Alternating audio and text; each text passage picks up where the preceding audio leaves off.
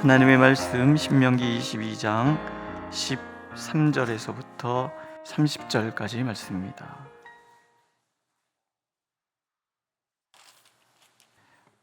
우리 함께 읽겠습니다. 13절.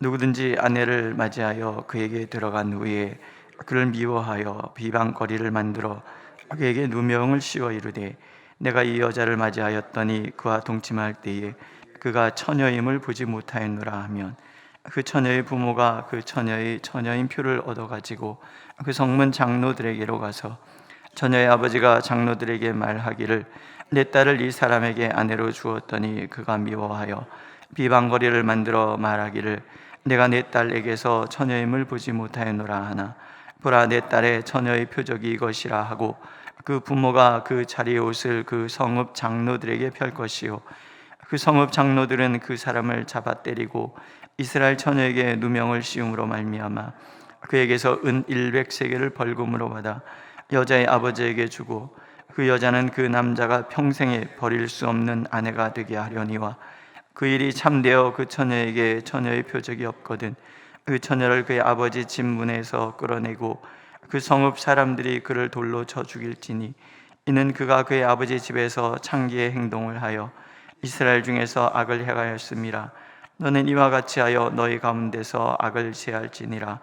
어떤 남자가 유부녀와 동참한 것이 드러나거든 그 동침한 남자와 그 여자를 둘 다 죽여 이스라엘 중에 악을 제할지니라. 처녀인 여자가 남자와 약혼한 후에 어떤 남자가 그를 성읍 중에서 만나 동침하면 너희는 그들을 둘 다 성읍 문으로 끌어내고 그들을 돌로 쳐 죽일 것이니 그 처녀는 성 안에 있으면서도 소리 지르지 아니하였으며 그 남자는 그 이웃의 아내를 욕보였음이라. 너는 이같이 하여 너희 가운데서 악을 제할지니라. 만일 남자가 어떤 약혼한 처녀를 들에서 만나서 강간하였으면 그 강간한 남자만 죽일 것이요 처녀에게는 아무것도 행하지 말 것은 처녀에게는 죽일 죄가 없음이라. 이 일은 사람이 일어나 그 이웃을 쳐 죽인 것과 같은 것이라. 남자가 처녀를 들에서 만난 까닭에 그 약혼한 처녀가 소리질러도 구원할 자가 없었음이라. 만일 남자가 약혼하지 아니한 처녀를 만나 그를 붙들고 동침하는 중에 그 두 사람이 발견되면 그 동침한 남자는 그 처녀의 아버지에게 은 50세겔을 주고 그 처녀를 아내로 삼을 것이라. 그가 그 처녀를 욕보였은즉 평생에 그를 버리지 못하리라. 사람이 그의 아버지의 아내를 취하여 아버지의 하체를 드러내지 말지니라. 아멘. 법이라는 것은 항상 약한 자를 보호하기 위해서 쓰여져야 합니다. 그러니까 법을 제정하실 때 하나님께서 이스라엘 백성들에게 주신 것은 약한 자들에 대한 보호예요.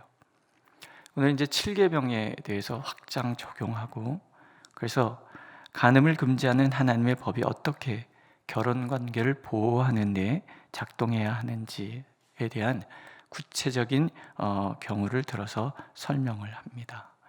제일 먼저 등장하는 것이 남편이 고의로 아내의 순결을 모함해서 결혼 관계를 파탄시키는 경우에 대해서, 그러니까 남편은 아내의 순결을 의심하여 결혼 관계를 파탄시켜서는 안 된다, 그런 거예요. 당시 시대는 요즘이야 자유연애의 시대이기도 하고 그래서 알아서 결혼하고 그러지만 우리나라에서도 이미 조선시대 이전에, 그러니까 조선시대에는 그 스스로 연애해서 결혼하기 이런 게 없잖아요. 그러니까 당시는 이 고대 사회에서는 마찬가지죠. 항상 이 부모들에 의해서 결혼을 하게 되고, 그러다 보면 이제 첫날 밤에 치를 때 마음에 안 들 수가 있잖아요. 그럴 경우에 싫어서 악한 마음을 품어서 이제 모함을 처녀가 아니었다, 그래서 모함을 했을 경우에 그 부모들은 그 흔적들을 가지고 가서 그렇지 않다라는 것을 당당하게 재판관에게 고소를 해야 하고, 고소를 받은 장로들은 면밀하게 그것을 살펴서 그런 악을 행한 남편에게 충분한 벌을 주고 벌금을 내게 하고, 이런 경우에는 어떤 경우에 있어서도 남편은 더 이상 아내를 버릴 수 없다, 이렇게 하나님이 못 박아 놓으신 거예요. 어, 그런데 그게 이제 만약에 사실로 밝혀질 경우에는 죽이라. 하나님 그렇게 얘기하세요. 이 죽이라라는 말 자체가 굉장히 엄격한 말이잖아요. 하나님께서 죽이라 이렇게 얘기하실 때는 죽이기 위해서 하시는 말씀이 아닌 거예요. 하지 말아라. 그래서는 안 된다. 이런 얘기인 거예요. 그런 면에서 호세아의 결혼은 의미가 굉장히 깊습니다. 고멜이라는 여인은 가늠한 여인이에요. 그런데 그 가늠한 여인 고멜을 데려다가 하나님께서 결혼하라. 이렇게 호세아한테 명령을 해요. 돌로 쳐 죽여야 마땅할 고멜을 아내로 맞이하게 하시는 행위를 통해서 하나님은 긍휼과 자비에 대한 하나님의 그 상징적인 의미를 드러내 주신단 말이죠. 우리의 삶 자체가 하나님 앞에 온전치 않다 할지라도 하나님께서는 하나님의 그 크신 긍휼과 자비로 예수 그리스도를 통하여 우리의 모든 죄를 다 짊어지게 하시고 우리를 살려주시는 거예요. 상대적으로 여성의 인권이 보장되지 않는 시대에 여성을 보호하기 위한 하나님의 그 마음이 이 법에 담겨져 있는 거죠. 그러니까 두 가지가 한꺼번에 나타나는 거예요. 하나는 여성을 보호하기 위함이고 또 하나는 결혼의 순수성을 지켜내기 위함이신데 하나님의 사랑이 어떻게 극명하게 나타나는 것인가를 보여주시기 위한 법이 제정이 되고 그것을 은혜로 어떻게 바꿔가시는지에 대한 하나님의 사랑이 신명기에서부터 호세아서 그리고 호세아에서부터 복음서에 이르기까지 하나님께서 쭉 보여주시는 그런 부분이 있는 거예요. 무엇보다도 약자를 지키시기를 위한 하나님의 그 마음을 우리가 잘 읽어야 되는데 남성 중심주의 가부장제적인 그런 사회 속에서 상대적으로 굉장히 약자일 수밖에 없는 그 약자를 보호하시기 위한 하나님의 그 마음을 우리는 기억하고 이것이 오늘 우리의 삶 속에서도 그렇게 적용이 되어야 되는 거예요.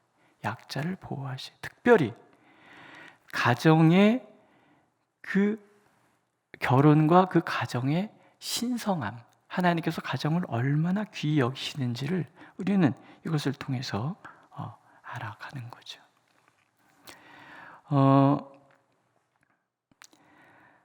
읽어가다가 보면, 근데 현대 요즘 우리의 감수성에 비해서는 조금 여성들이 잘 보호되지 않는 부분도 성경에는 지금 보이지만 하나님께서는 완벽한 어떤 법을 얘기하시는 것보다는 그 시대의 분위기에 맞게 그렇지만 그 시대 속에서 어떻게 약자를 또는 결혼을 가정을 지켜갈 것인가에 대한 하나님의 그 어떤 마음들이 오늘 이야기들에 쭉 담겨져 있는 거죠.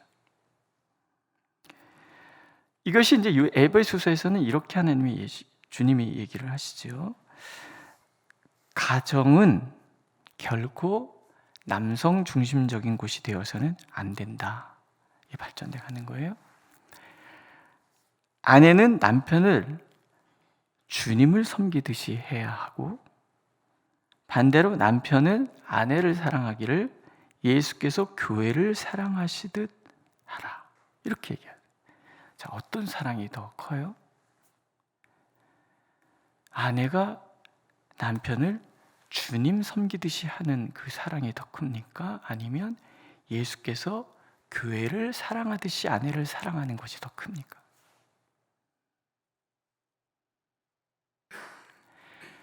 남편이 아내를 사랑하는 것, 예수께서 교회를 사랑하시듯이 사랑하는 게 훨씬 더 큰 거예요. 그건 뭐예요? 목숨 건 사랑이잖아요. 나를 다 내려놓는 희생의 사랑으로만이 남편들은 가정을 지켜내야 된다. 그런 얘기.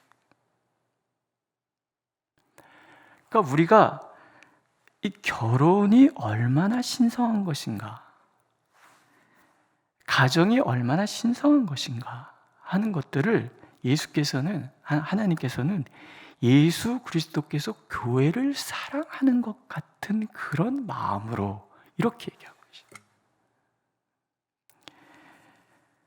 현대사회에 특히 요즘은 성적 자기 결정권이라는 게 있잖아요.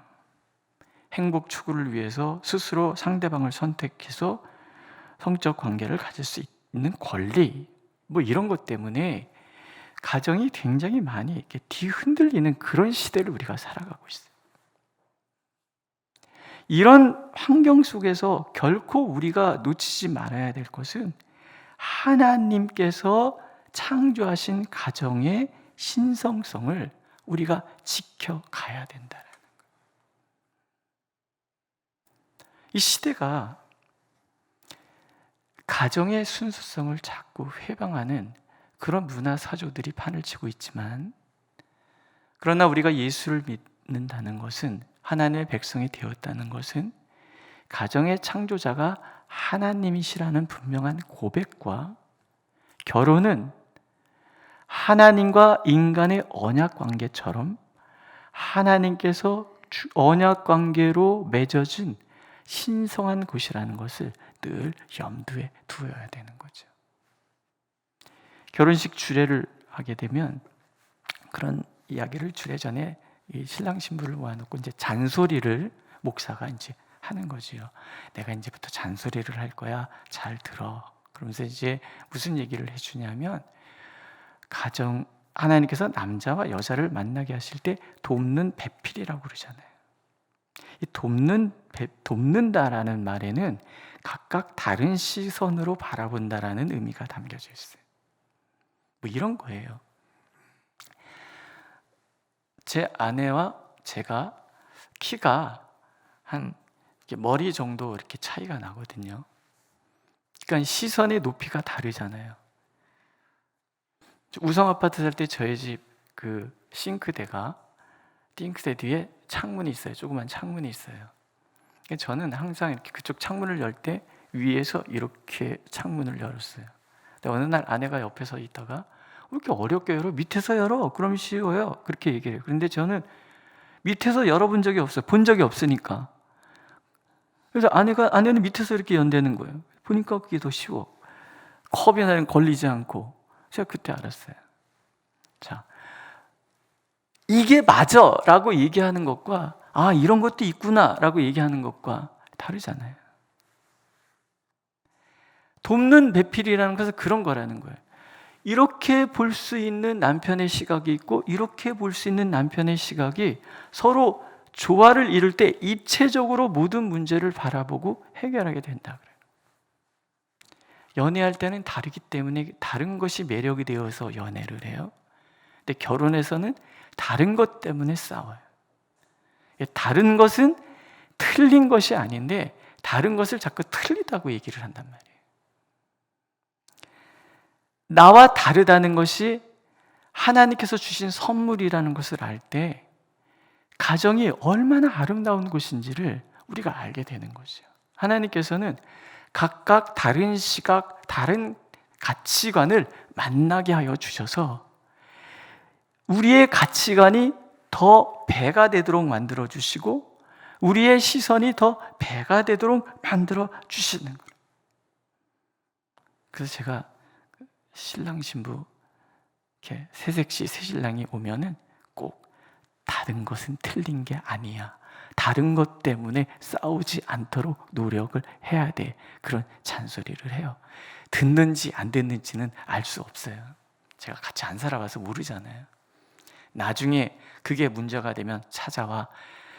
주례자는 반드시 애프터 서비스가 있어. 그런 얘기를 꼭 해준다. 하나님이 이런 장황한 얘기를 하시는 이유는 다른 게 아닌 거예요. 결혼은 신성한 것이다. 가정은 하나님이 소중하게 여기는 곳이라는 거예요. 이 시대가 자꾸 가정의 가치가 훼손되고 있어요. 결혼의 가치도 훼손되고 있어요. 결혼식 가면은 요즘 이제 이벤트화 됐잖아요. 목사님 줄에 서는 거는 아주 고리타분한 것이 되어버렸어요. 결혼식장에서 결혼식을 할 때 한 20분 안에 다 끝내라. 제일 먼저 가면은, 제가 목사라고 그렇게 가면은 거기 그 결혼식 그 담당자가 꼭 이렇게 얘기를 해요. 목사님 짧게 해주세요. 애들도 와서 얘기해요. 목사님 짧게 해주세요. 그래서 제가 3분 안에 끝낼게요. 그래요. 이벤트화되면 안 되는 거예요. 그래서 아름다운 예배당에서 결혼을 하는 것이 얼마나 좋은가. 예배를 드리는 게 얼마나 좋은가. 이벤트화되면서 결혼의 가치가, 가정의 신성성이 무너지는 이런 시대, 그리고 이 성적 울란함이 만연한 이 시대 속에서 하나님의 백성들은 가정과 결혼을 신성시 여겨야 한다. 그렇게 말씀하고 계시는 거예요. 이게 왜 중요하냐면 하나님께서는 이스라엘과 하나님의 관계를 결혼의 관계로 묘사하고 계시기 때문에 그래요. 가정의 이 순결함, 신성성을 지켜가는 것이 곧 하나님과 우리와의 관계에서 신선성과 발전돼 간다는 것을 하나님이 알고 계시기 때문에, 말라기에서 보면은 그것이 어떻게 타락해 갔는지가 보이잖아요. 조강지처를 버렸다 라는 것에 대해서 하나님이 크게 책망을 하세요. 그만큼 그런 게 만연해 가고 있다는 거예요. 오늘 이 시대도 마찬가지잖아요. 오늘도 하나님은 하나님이 제정하신 이 결혼, 이 언약 관계, 가정의 신성성을 잘 지켜가는 우리가 되기를 원하시고, 이 시대에 우리가 기도해야 될 것은 하나님 가정을 회복시켜 주시옵소서. 이것은 교회를 회복시켜 주시옵소서 하는 말과 같은 선상에서 기도해야 된다라는 거예요. 오늘도 그렇게 우리들의 가정을 하나님이 지켜주시고, 가정의 신성성을 우리가 하나님 앞에서 잘 지켜나가를 통해서 하나님과 우리의 관계에서의 그 신성함을 잘 유지하는 우리가 되기를 하나님은 원하고 계십니다. 기도하겠습니다. 하나님, 가정의 가치가 가볍게 여겨지는 시대를 우리가 살아가고 있습니다. 하나님께서 결혼을 통하여 우리에게 주시고자 하셨던 돕는 배필이라는 이 귀한 선물이 가볍게 여겨지는 이 시대 속에서 하나님, 우리가 참으로 가정의 신성성과 결혼의 신성성을 알고 가정이 회복되는 이 땅의 교회가 될 수 있도록 하나님, 우리가 기도합니다. 들으시옵고 아버지 하나님, 이곳에 하나님의 그 거룩함이 이루어지도록 인도하여 주옵소서. 예수님의 이름으로 기도드렸습니다. 아멘. 하늘에 계신 우리 아버지, 아버지의 이름을 거룩하게 하시며 아버지의 나라가 오게 하시며 아버지의 뜻이 하늘에서와 같이 땅에서도 이루어지게 하소서. 오늘 우리에게 일용할 양식을 주시고 우리가 우리에게 잘못한 사람을 용서하여 준 것 같이 우리 죄를 용서하여 주시고 우리를 시험에 빠지지 않게 하시고 악에서 구하소서. 나라와 권능과 영광이 영원히 아버지의 것입니다. 아멘.